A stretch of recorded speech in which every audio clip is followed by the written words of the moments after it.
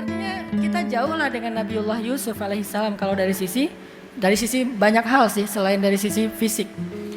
Artinya Nabi Yusuf diuji dengan ujian yang sangat berat. Kenapa Nabi Yusuf bisa selamat? Kenapa Nabi Yusuf bisa aman? Kenapa Nabi Yusuf bahkan pada akhir ceritanya beliau mendapatkan kemenangan dan kemudahan yang luar biasa dari Allah? Salah satu alasannya adalah Nabi Yusuf senantiasa disertai dengan doa dari ayahnya. Maka petunjuk buat anak-anak muda yang mau merantau kuliah, yang mau masuk pondok, yang mau belajar, yang mau berorganisasi, yang mau bergaul, jangan pernah berhenti meminta doa kepada kedua orang tua. Karena doa mereka menjadi burhan. Kalau bahasa surat Yusuf itu disebut dengan burhan. Apa itu burhan? Tiba-tiba Nabi Yusuf kayak ngelihat wajah Yakub. Tiba-tiba Nabi Yusuf seperti ngelihat wajah Yakub. Langsung Nabi Yusuf sadar dan gak enak hati untuk mengecewakan ayahnya Yakub alaihissalam. Ini salah satu life hacks dari petunjuk kisah Nabiullah Yusuf. Selain Nabiullah Yusuf juga orang salih. Tapi kan waham mabiha, ada rasa ingin normal manusia. Apa yang menahan diri beliau? Burhan dari Allah. Burhannya apa? Wajah Nabi Yakub. Dalam konteks kita sekarang apa? Membayangkan wajah ayah kita, wajah ibu kita yang akan kecewa kalau kita melakukan dosa sehingga kita tidak jadi melakukan dosa. Berarti cinta kepada orang tua, hubungan yang baik dengan orang tua, ridho dan doa orang tua itu menjadi burhan, petunjuk dalam kita bergaul dalam kehidupan kita sehari-hari. Itu life hacks surat Yusuf. Atau life hacks surat Al-Qasas dan surat Toha, kisah Musa. Ketika Nabi Musa berangkat dari Mesir ke Yordania, dulu namanya Madian, kalau sekarang namanya Yordania. Sampai di Yordania itu Nabi Musa capek banget. Beberapa hari perjalanan sendiri, gak ada kendaraan, kekurangan bekal, gak istirahat cukup. Dalam keadaan sangat lelah seperti itu, Nabi Musa tiba-tiba ngelihat ada dua cewek lagi ngantri ngasih minuman ternak. Lagi ngantri ngasih minuman ternak. Terus Nabi Musa nanya, "Ma khatbukuma?" Apa arti ma khatbukuma? Apa masalah kalian? Ada apa kalau bahasa kita? Bukan akunnya apa ya Mbak? Bukan boleh minta nomor telepon nggak? Tinggalnya di mana Mbak? Mbak udah punya pacar belum? Dan seterusnya. Enggak, cuma nanya ma khatbukuma. Fokus kepada masalahnya. Apa masalah kalian? Mereka mengatakan ayah kami sudah tua, gak bisa menggembala, dan kami juga gak bisa ngasih minuman ternak kami sebelum laki-laki itu pada selesai. Jadi kami ngantri. Nabi Musa bilang biarkan saya membantu. Akhirnya diambil timba-timba yang besar. Nabi Musa turun ke bawah ngambil air, ngasih kepada ternak 1, 2 sampai sekian puluh, sekian ratus. Selesai perempuan itu pulang. Gak ada PDKT, gak ada caper-caperan, gak ada gombal-gombalan. Ayah kamu tukang las ya? Bukan, oh bukan ya, ya udah ganti. Yang standar lah ya, yang udah template gitu. Enggak ada pembicaraan apa-apa. Perempuan itu pulang, Nabi Musa duduk di bawah pohon. Kemudian Nabi Musa berdoa, Rabbi inni lima anzalta ilayya min khairin faqir. Ya Allah, saya sangat butuh kebaikan yang Engkau turunkan kepada saya. Apa kebaikannya? Jodoh. Apa kebaikannya? Rezeki. Apa kebaikannya? Tempat bernaung. Banyak. Pakai doa itu untuk cari jodoh. Rabbi inni lima anzalta ilayya min khairin faqir. Khair banyak artinya. Maka niatkan dalam hati ketika membaca doa ini. Apa khair yang kita harapkan? Khair jodoh? Maka min khairin dalam hati jodoh. Khair dalam urusan skripsi supaya pembimbingnya gak galak-galak banget. Khair, ya Allah lembutkanlah hati pembimbing itu. Sesungguhnya hatinya keras seperti batu misalnya. Apalagi masalah karir, masalah organisasi, masalah apapun. Khair, minta khair. Fakir, sangat butuh kepada Allah. Itulah petunjuk life hacks dari kisahnya Musa alaihissalam. Baru habis doa kayak gitu, tiba-tiba salah satu dari perempuan itu datang menghampiri Musa. Tamshi ala istihya, jalan malu-malu. Ini life hacks buat cewek-cewek jomblo fisabilillah. Istrinya Nabi Musa, kenapa bisa dapat cowok keren kayak Nabi Musa? Sekeren apa Nabi Musa?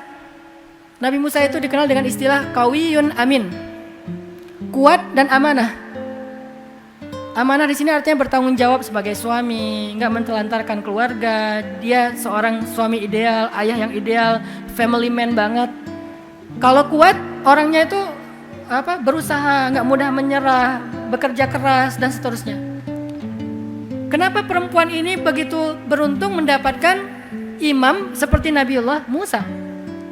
Karena dia adalah ratu. Karena dia adalah perempuan istimewa. Tahu nggak mahkotanya perempuan itu apa?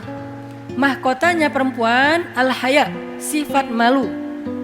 Sehingga makin banyak atau makin besar rasa malunya, semakin tinggi derajat perempuan. Semakin tinggi derajat dia, semakin tinggi pula standar imam yang Allah untuk jodohkan kepada dia. Makanya kalau pengen dapat imam yang kelasnya kelas orang qawiyun amin, orang yang solih, maka jadilah perempuan yang malu. Tamshi al-istihya, jalan aja malu-malu, apalagi di depan kamera. Kalau depan kamera, apalagi punya partai sendiri namanya partai goyang misalnya, di TikTok jadi pargoy ya, berarti dia tidak tamshi al-istihya, tidak punya sifat malu. Kalau dia nggak punya sifat malu, wajar ketika datang imamnya juga standar, pasaran, nggak terlalu istimewa. Tapi karena perempuan ini, makanya kalau kita baca Al-Quran itu teliti kata-katanya, di setiap kata itu ada life hacks-nya. Kenapa Allah menyebutkan kalimat cara dia jalan? Kenapa nggak ngomong aja perempuan itu datang ke Musa, kan selesai? Kenapa begitu detail dibahas tentang cara jalannya? Pasti ada life hacks-nya di situ, ada fikihnya di situ. Berjalan malu-malu, faham? Fikihnya apa? Jadilah perempuan yang pemalu. Makanya baca Quran jangan cuma faham, baca juga fikihnya. Apa muradnya, apa maksudnya? Kenapa dia tamshi ala istihya? Kenapa perempuan itu jalannya malu-malu? Aduh gimana ya ngomongnya ya? Aduh nggak enak nih. Orang asing lagi. Mundur lagi, maju lagi. Aduh gimana ya? Setelah lama akhirnya datang Fulan, ayah saya ngundang kamu ke rumah mau ngomong makasih. Nabi Musa juga orang yang menjaga kehormatan, menghargai perempuan itu. Oh iya, akhirnya jalanlah mereka. Nabi Musa jalan di depan, perempuan itu jalan di belakang. Ini tutorial jalan yang bukan muhrim. Laki-laki di depan, perempuan di belakang.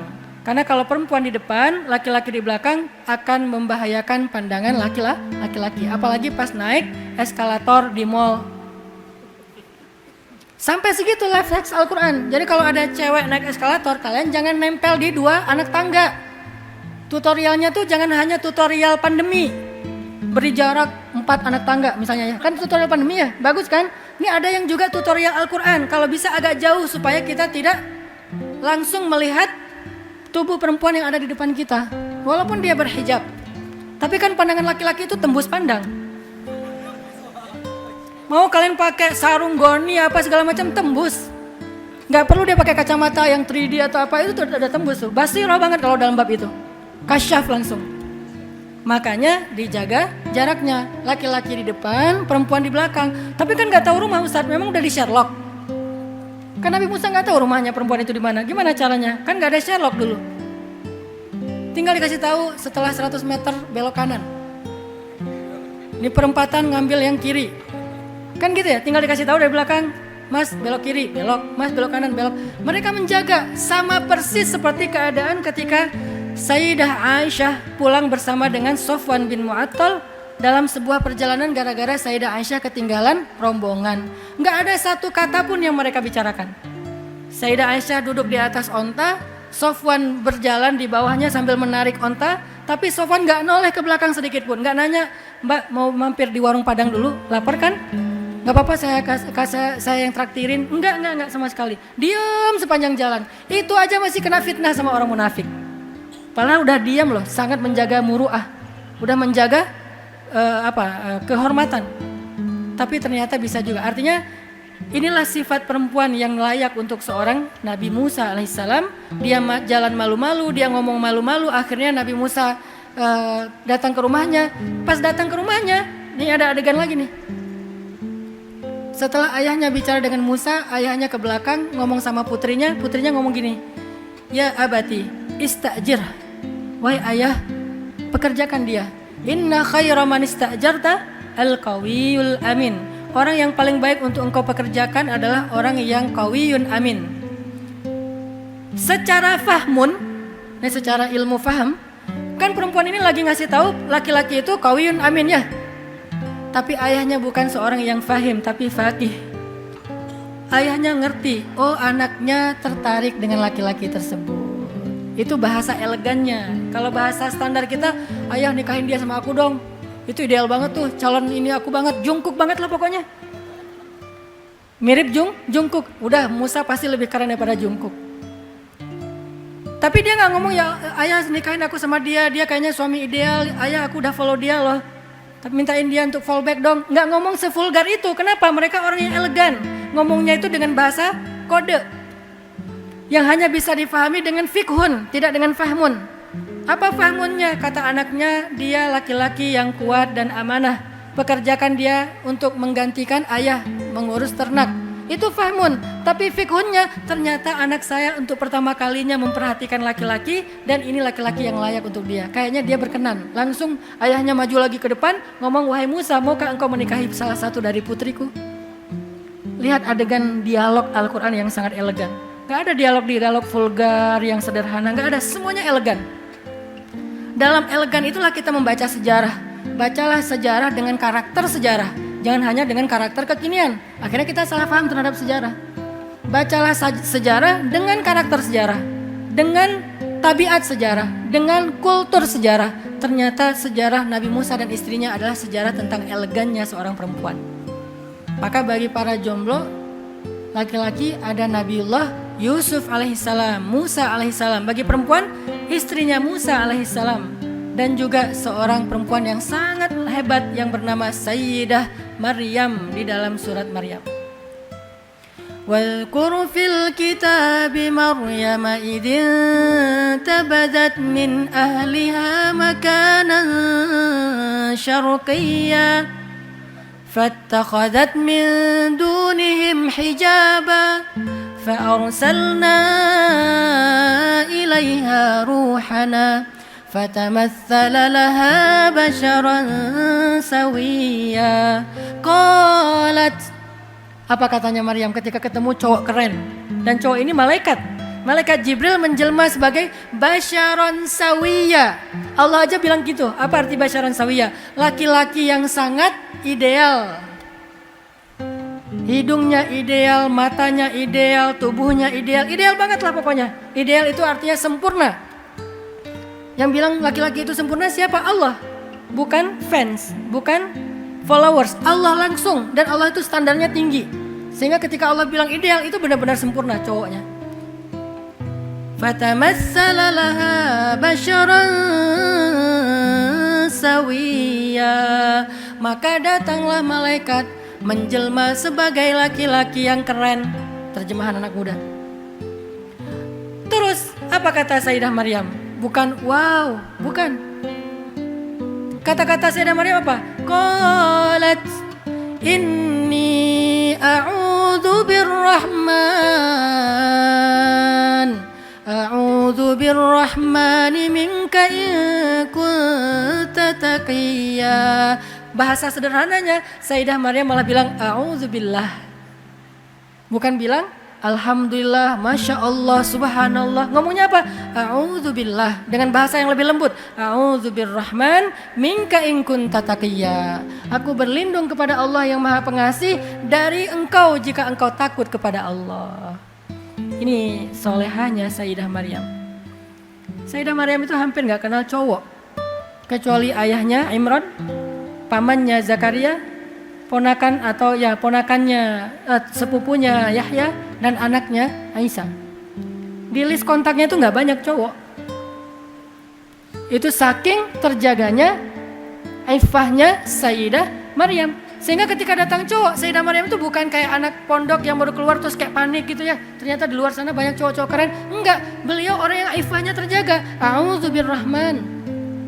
Kemudian laki-laki itu mengatakan, aku adalah utusan Tuhanmu yang akan memberikan kabar gembira, kamu akan punya anak. Apa jawaban Sayyidah Maryam? Bagaimana aku akan punya anak? Walam yamsasni basyarun walam aku baghiya, aku belum pernah yamsasni bashar. Yamsas itu apa? Disentuh. Disentuh aja nggak pernah. Apalagi dirangkul, apalagi digandeng, apalagi dibonceng. Disentuh aja nggak pernah. Disentuh aja nggak pernah. Saking terjaganya Sayyidah Maryam. Walam yamsasni bashar, walam aku baghiya, dan aku nggak pernah pacaran. Emang gitu Ustaz terjemahannya? Terjemahannya aku tidak pernah melakukan hal-hal yang tercela. Tapi kan yang praktisnya, fikihnya, aku nggak pernah pacaran, aku nggak pernah chat tengah malam, aku nggak pernah ngabisin pulsa dengan telepon, fit call sampai jam 1 malam, aku nggak pernah dibangunin, kamu udah tahajud belum? Nggak pernah. Yang bangunin tahajud langsung malaikat, bukan cowok yang tiba-tiba sok perhatian pas ceweknya udah bangun terus dia malah tidur. Walam aku baghiya, tidak ada pacaran Islami. Pacaran Islami tidak ada, saking terjaganya Sayyidah Maryam. Bagaimana aku akan punya anak, aku akan hamil, walam yamsasni bashar, walam aku baghiya, aku disentuh aja enggak, apalagi lebih dari itu, aku enggak pernah berlaku yang rendah. Qala kadzalika